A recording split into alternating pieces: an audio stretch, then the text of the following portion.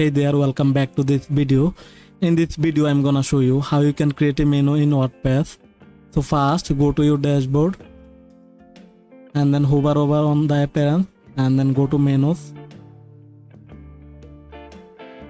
Here enter a menu name. Now you can add menu item, you can add post or page, and you can add custom link.